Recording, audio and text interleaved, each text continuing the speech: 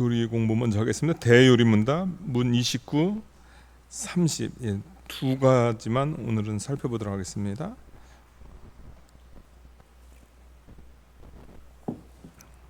대요리문답 문 29입니다. 여러분들 주보 이용해 주시기 바랍니다.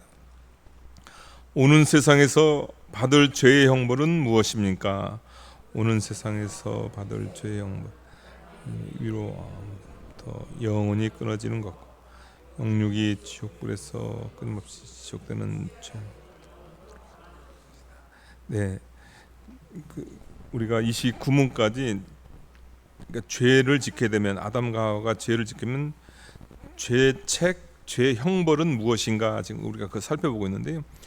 오는 세상, 그러니까 이 생에서도 우리가 죄에 대한 형벌을 받지만은 또 오는 세상에서 받는 죄의 형벌은 무엇인가 그 내용인데요. 그 죄의 형벌은 뭐냐면 하나님의 위로의 면전으로부터 영원히 끊어지고 하나님께로부터 쫓겨남을 받는다. 이유는 죄에 따른 형벌이기 때문에 하나님의 위로가 없이 쫓겨남을 받는다.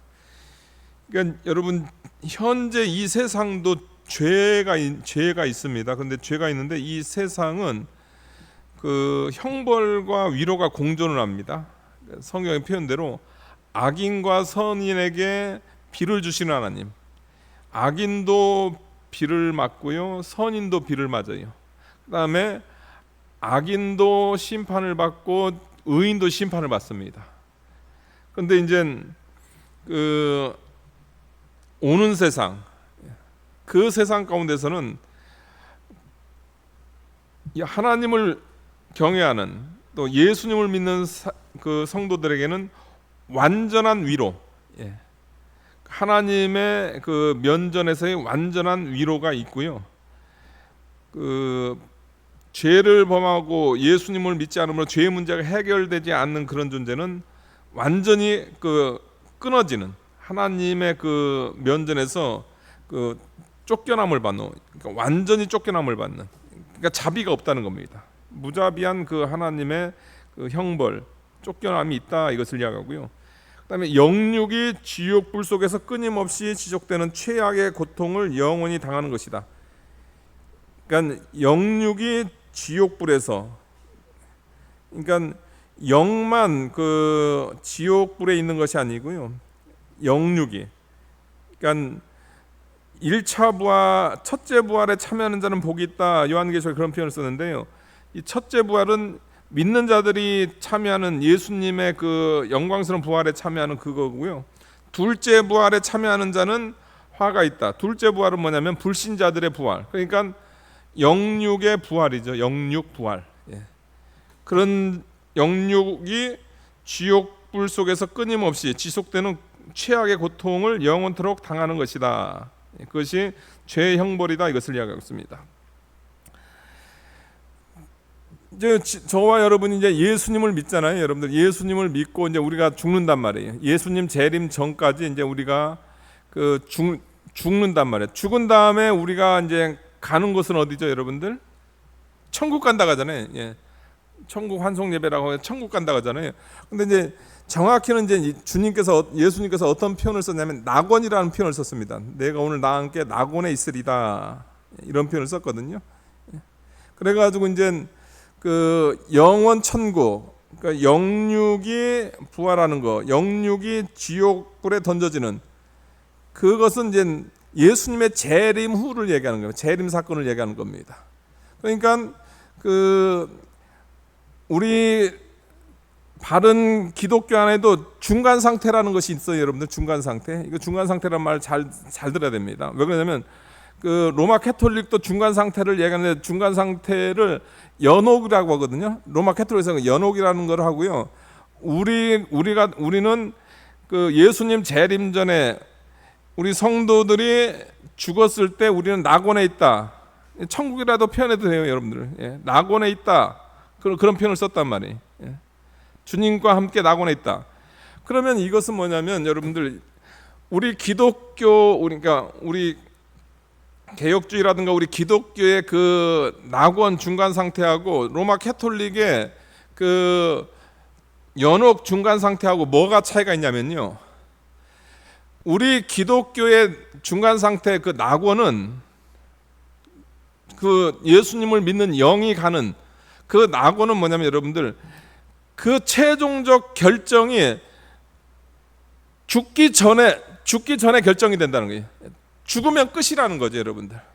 그러니까 예수님 죽기 전에 예수님 믿었냐 안 믿었냐예요. 그와 반면에 로마 캐톨릭의 그 중간 상태 그 낙원은 뭐냐면요, 죽은 다음에도 그의 그 상태의 변화가 생겨요. 그래가지고 대부분의 사람들이 지옥으로 안 떨어지고, 대부분은 진짜 큰 죄 진 사람은 지옥 가고, 그냥 어느 정도 죄 진 사람은 연옥에 있다는 거예요. 연옥에 있다가 그 성자들의 그런 공로, 베드로라든가 이런 성자들의 공로를 많이 사게 되면, 그 공로를 사게 되면 연옥에 있던 영혼이 이게 이동이 가능하다는 거예요. 지옥에 있던 영혼이 이동이 가능하다는 거예요. 그런데 우리 개신교, 우리 참 기독교는 뭐냐면, 인간이 죽은 다음에는 그 상태의 변화가 일어나지 않는다는 거예요. 그런데 로마 캐톨릭은 뭐냐면, 중간 상태에서 변화가 있을 수 있다.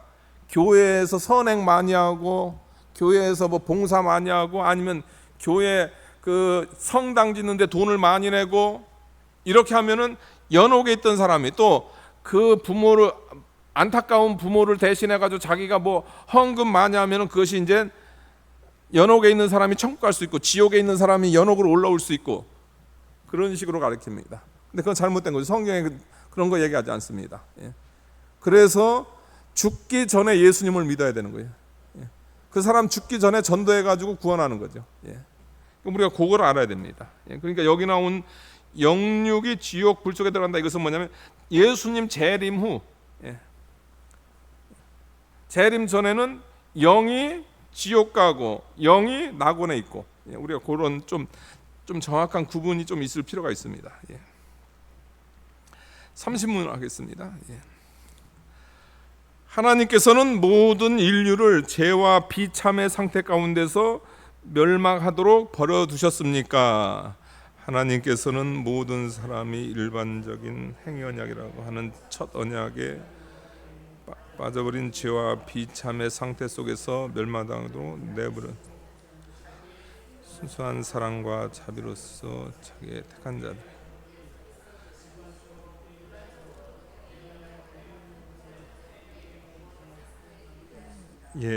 하나님께서 모든 인류를 죄와 비참한 상태 가운데 멸망하도록 버려두셨는가?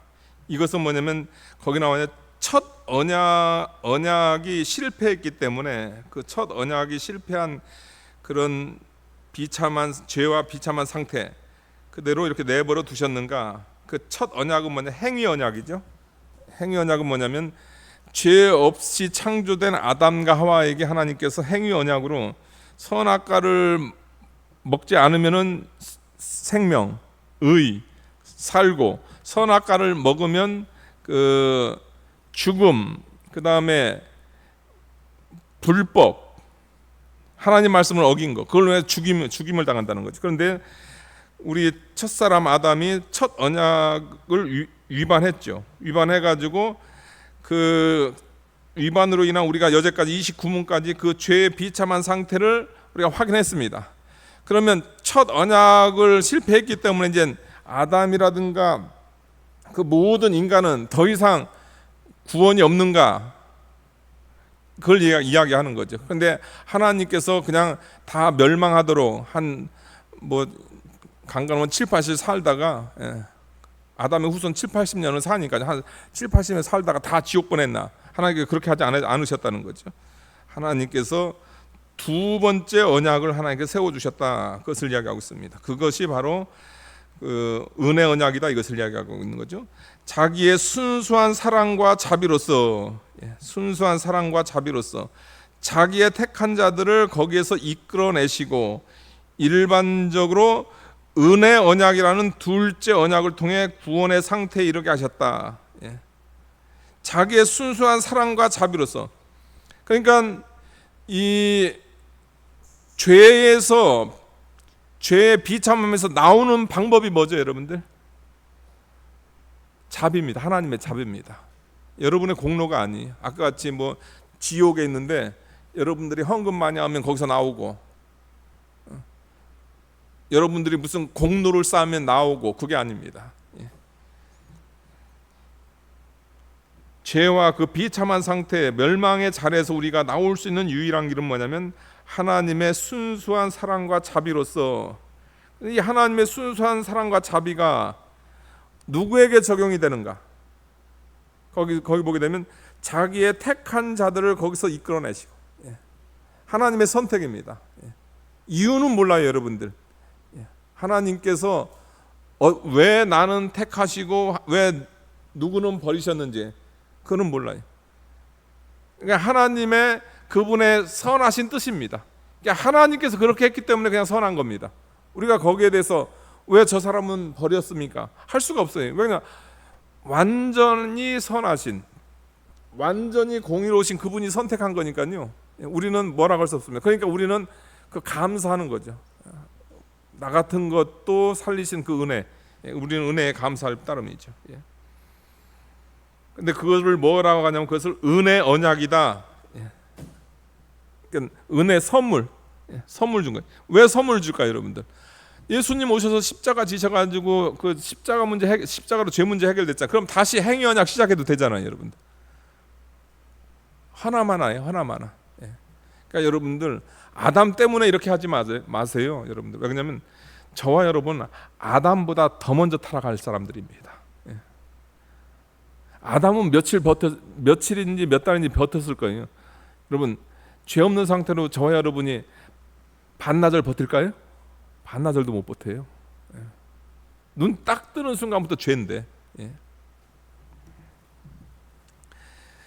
하나님께서 죄와 비참한 상태로 내버려 두지 않으시고 하나님의 사랑, 당신의 택한 자들에게 하나님께서 그 사랑을 베풀어 주셔서 거기에서 죄와 비참한 상태에서 이끌어낸 은혜 언약이라는 둘째 언약을 통해, 둘째 예수 그리스도를 통한 은혜 언약이라는 걸 통해서 구원의 상태에 이르게 하셨다. 이것이 은혜 언약. 이제 우리가 이제 은혜 언약에 대해서 그냥 계속 살펴보도록 하겠습니다. 31문은 다음 주에 하도록 하겠습니다. 오늘 좀 나갈 내용이 좀 있어가지고요. 하나님 말씀 창세기 5장 1절입니다.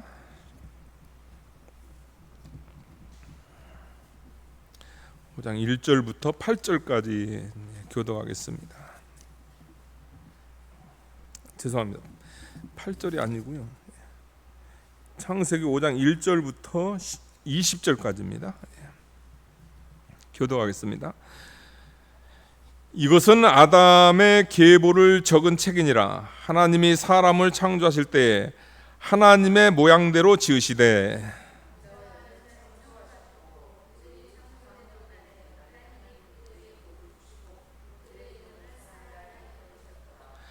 아담은 130세에 자기 모양 곧 자기 형상과 같은 아들을 낳아 이름을 셋이라 하였고 그는 930세를 살고 죽었더라. 에노스를 낳은 후 807년을 지내며 자녀를 낳았으며 에노스는 90세에 게난을 낳았고 그는 905세를 살고 죽었더라. 마할렐루를 낳은 후 840년을 지내며 자녀들을 낳았으며 마할랄렐은 65세에 야렛을 낳았고 그는 895세를 살고 죽었더라. 에녹을 낳은 후 800년을 지내며 자녀를 낳았으며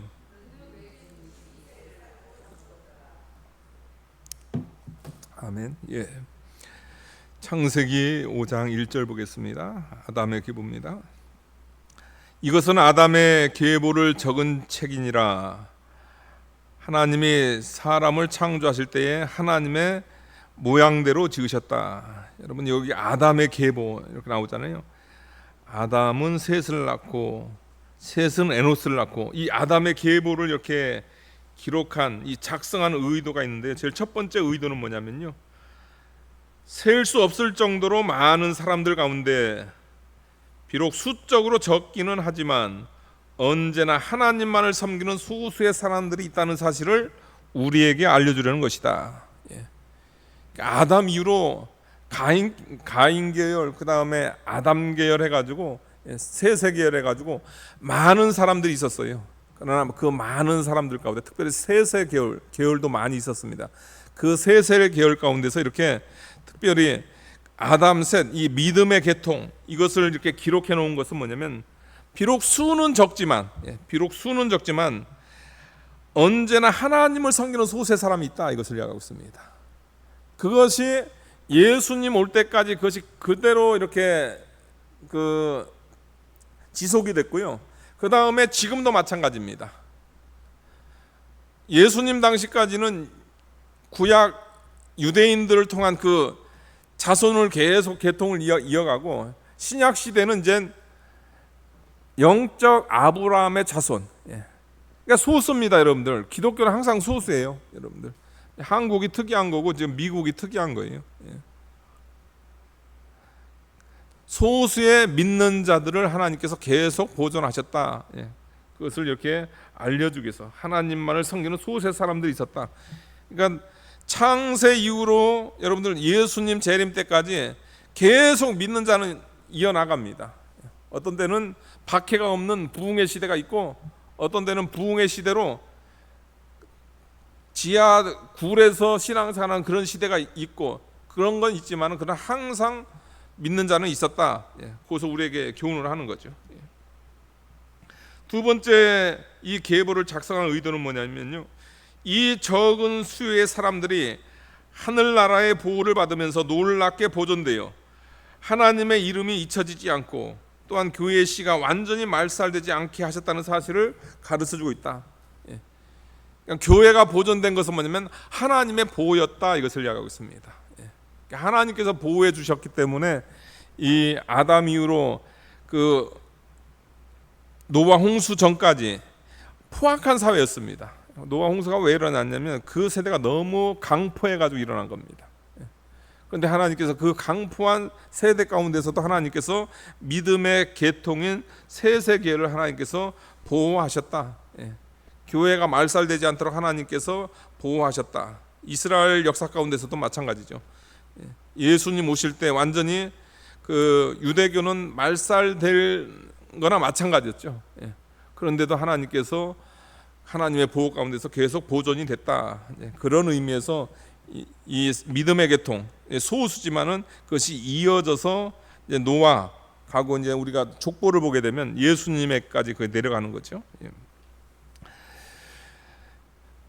5장 1절입니다. 이것은 아담의 계보를 적은 책이니라. 하나님이 사람을 창조하실 때에 하나님의 모양대로 지으셨다. 창조에 관한 그 내용을 대략적으로 다시 한번 이야기하고 있습니다. 하나님이 사람을 창조하실 때 하나님의 모양대로 지으셨다. 그러니까 영광스러운 존재다. 그러니까 인간은 여러분들 영광스러운 존재입니다. 이번 우리 수련회 때 창조냐 진화냐 했는데 그건 말도 안 되는 거고요. 그러니까 얼마나 인간이 어리석으면 자기 스스로를 원숭이라고 하냔 말이에요. 자기 스스로를 단세포라고 하냔 말입니다.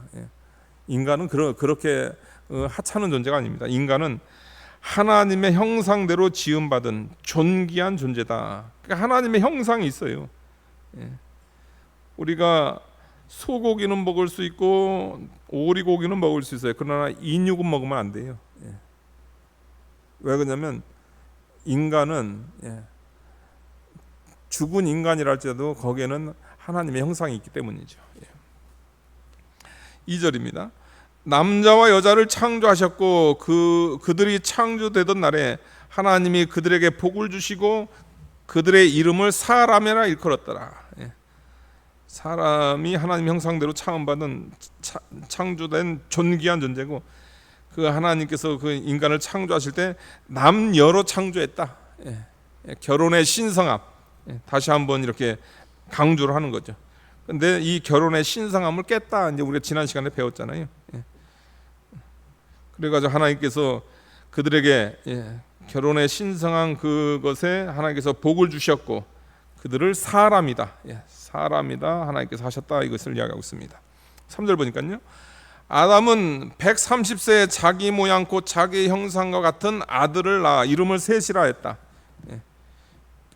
아담의 그 탄생을 이야기하고요, 그 다음에 셋의 탄생을 이야기하는데, 아담이 태어날 때는 하나님의 모양대로 아담을 하나님께 창조했어요. 그러니까 첫 아담은 뭐냐면 죄 없는 아담으로 이렇게 창조됐다는 거예요. 하나님의 형상대로 창조가 됐다는 거죠. 근데 타락 이후에 이제 아담의 자손들이 나옵니다. 근데 특별히 그 믿음의 계열이라 할지라도 자기 형상 곧 아들은 자기 형상과 같은 아들. 왜 하나님의 형상이라는 표현을 왜 안 썼을까요? 그 완전한 하나님의 형상을 받은 건 아담밖에 없어요.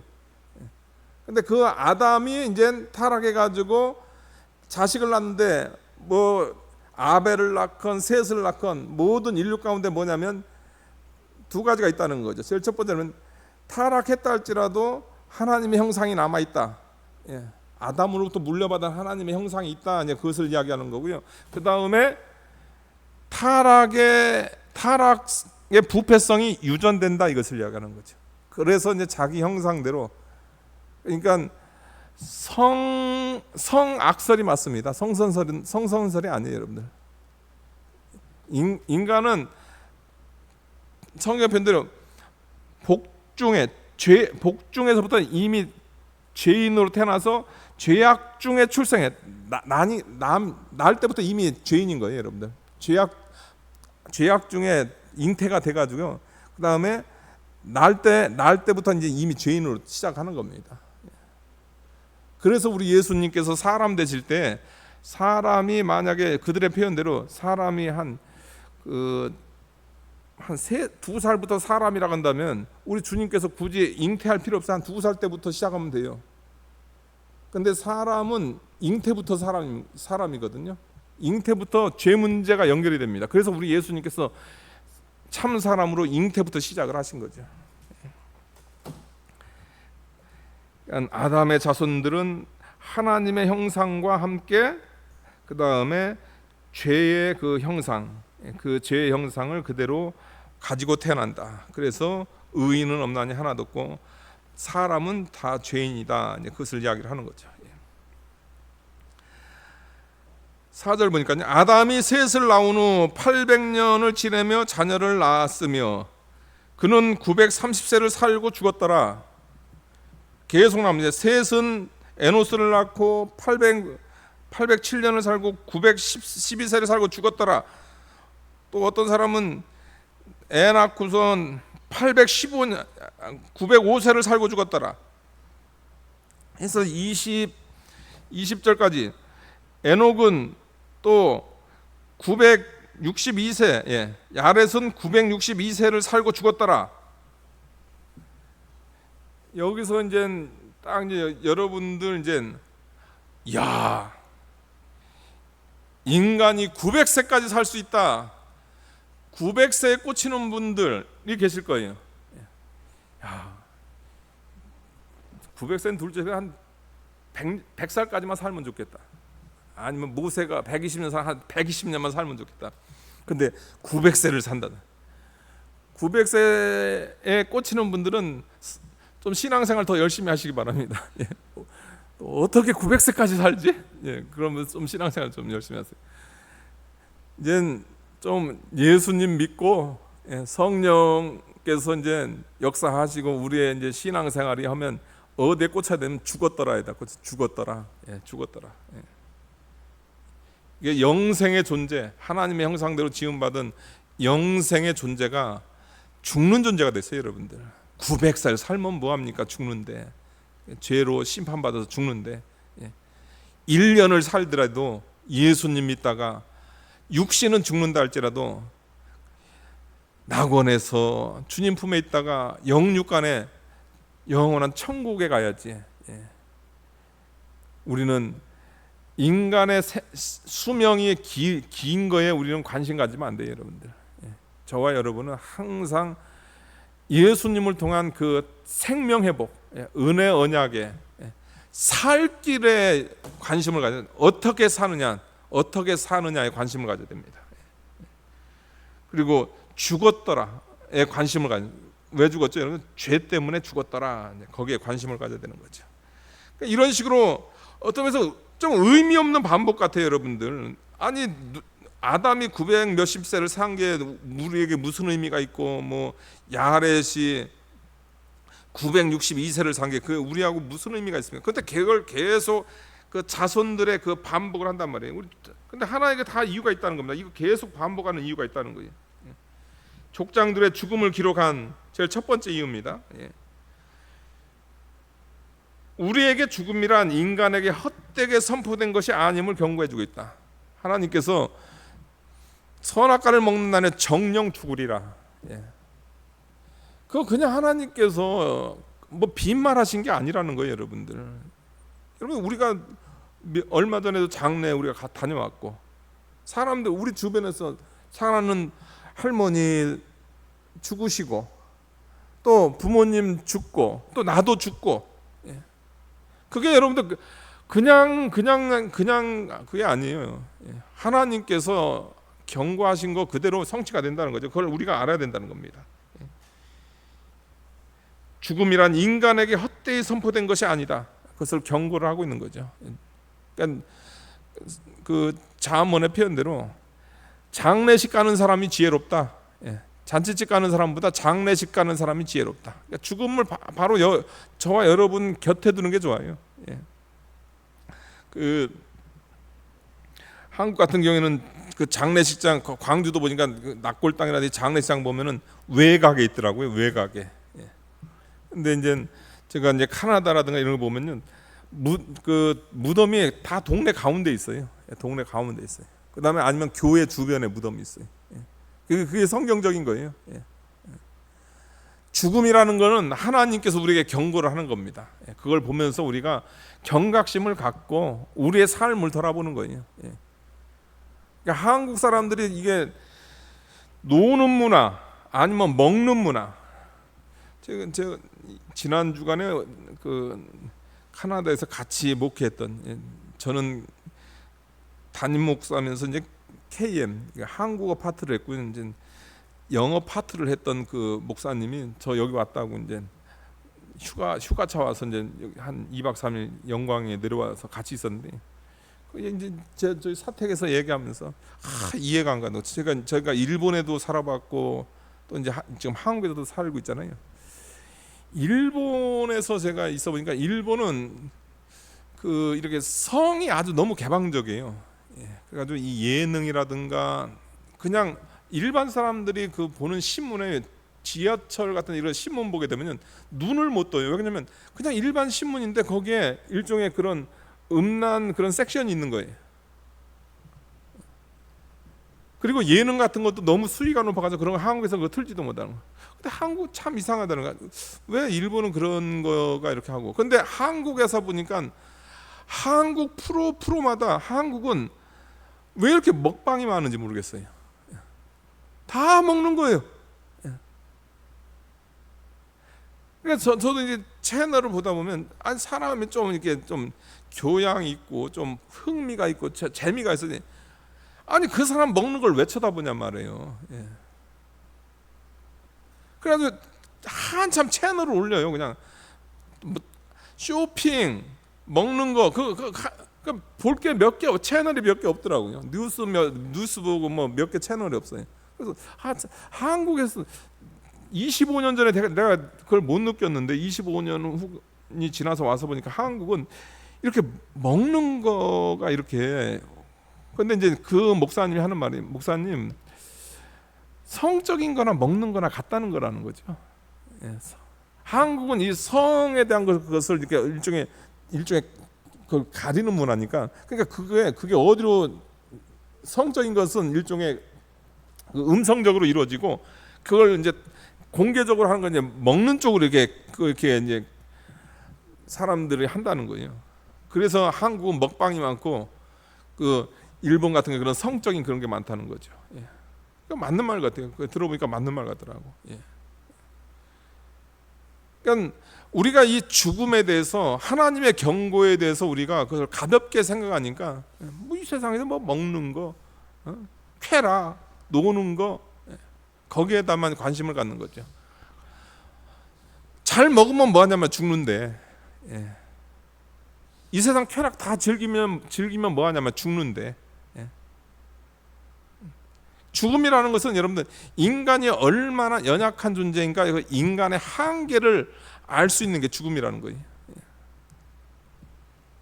그러니까 이렇게 죽음을 기록한 것은 뭐냐면, 족장들의 죽음을 기록한 것은 하나님께 선포한 그 죽음이 인간에게 헛되게 선포된 것이 아님을 경고해주고 있습니다. 두 번째입니다. 우리가 다른 면에서 구원을 받지 않으면 인간에게 숙명지어진 그 저주에 우리는 지금 직면해 있음을 경고해주고 있다. 그러니까 인간 자체로만 본다면 뭐죠, 여러분들? 계속 죽었더라. 인간으로 보게 되면 죽었더라. 그러니까 인간 자체적으로 구원이 없는 거죠. 그러니까 우리는, 여러분들 진짜 이런 마음이, 세상 종교 그거 다 가짜입니다, 여러분들. 그거 다 가짜예요. 인간에게선 여러분들 나올 수 있는 게 죽음밖에 없어요. 살아 있으면 죄고, 인간은 죽음을 넘질 못해요. 그거 다 사기입니다, 사기예요. 이 죽음에 대한 그 기록을 통해서 구원, 다른 면에서 구원받아야 돼요. 다른 면에서. 인간은 안 되기 때문에 다른 데서 구원. 그 다른 데가 뭐죠, 여러분들? 은혜 언약이죠. 은혜 언약. 예수 그리스도. 그러니까 예수 그리스도께로 가라고 우리에게, 타락한 우리에게 율법을 주셨고요. 예수 그리스도를 통한 다른 구원을 찾으라고 죽음을 이야기하는 거죠. 죽음을 이야기하는데도 예수님 말고 딴 데서 구원 얻을 수 있지 않을까 하면은 그 사람은 소망이 없는 거죠. 마지막 세 번째입니다. 수많은 세대를 묘사하고 있는 표현에서 계속적이면 면면이 흘러내리고 있는 하나님의 복수의 과정을 보아두는 것이 우리에게 필요한 것이다. 그러니까 수많은 세대 가운데서 계속 흘러내리는 하나님의 복수의 과정. 복수는 뭐죠? 죽음이라는 그 복수죠.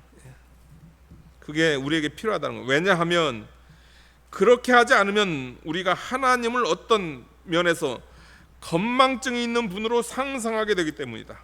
그리고 죽음이 빈번하게 우리의 목전에서 일어나지 않으면 우리는 이 지상에서 불멸성에 대한 환상에만 치우쳐 생각하게 될 것이다. 죽음이 그냥 자주 일어나야 이 세상에 소망을 두지 않는다는 겁니다. 죽음이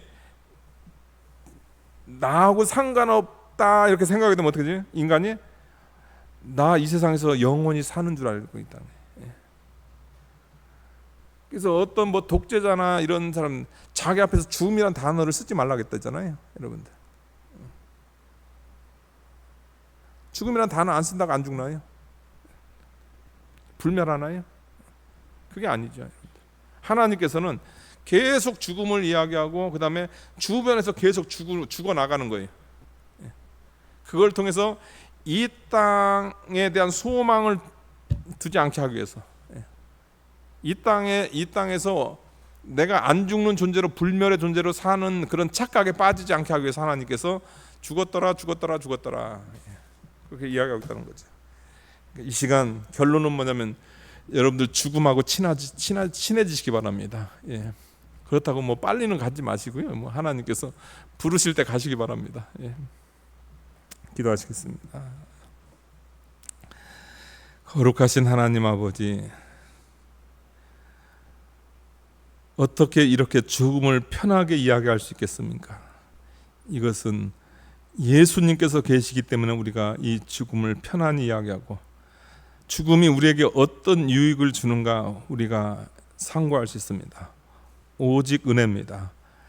이 은혜 주신 거 감사하고, 우리가 이 은혜 철저하게 정확히 깨달아 가지고 죽기 전에 예수님 믿어야 되고, 죽기 전에 사랑하는 자들에게 전도해야 그들이 구원받습니다. 우리가 이 진리를 정확히 깨달아서 귀한 역사가 일어나게 도와주시옵소서. 예수님의 이름으로 기도하옵나이다. 아멘. 찬송가 한 장.